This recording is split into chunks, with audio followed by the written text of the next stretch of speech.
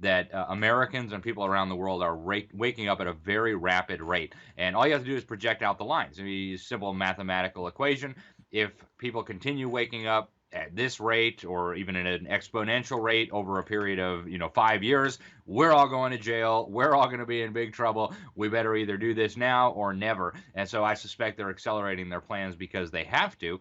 They like to traditionally go pretty slowly, slow and steady. When there's too much pushback, they like to take a step back, wait for everybody to chill out, calm down, distract them with a football game or a celebrity issue, and then take two steps forward again. But I agree, things are definitely accelerating. They're accelerating very rapidly, and I expect that over the next 6 months to 2 years, we're going to see wave after wave after wave of crises hitting our country: a food crisis, a currency crisis, a economic crisis, an energy crisis. And just like Frederick Bastiat pointed out in the 1800s, these totalitarians concoct the antidote and the poison in the same laboratory. So these will be engineered crises, weaponized crises that they themselves have created, manufactured, or invented for the purpose of moving their agenda along, taking our freedom, taking self-government, and taking our money. Yeah, I agree with Alex.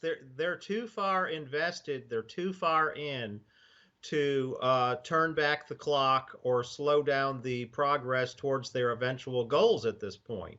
Um, and so we're going to see, they told us all we have to do is listen to what they're saying in their own words. Yuval Noah Harari said that he is completely distinctly aware that the surveillance that they want to bring in beyond what's already come into play can only be done through a series of crises. They know people are not going to accept any more than, maybe that app on their phone. But he said the goal is to get that surveillance where? Under the skin. That's where they're moving with this. We see them rolling out pilot projects, people taking chips, in Sweden and many other countries.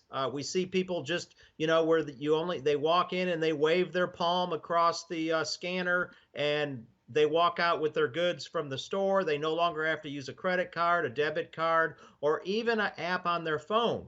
That's where they want to take us, so that we're carrying the surveillance technology around with us in our bodies everywhere we go. And we're only a couple steps away from that if you think about it, because people already accepted it on their phone. But the question is, how many people started waking up when they saw this happening?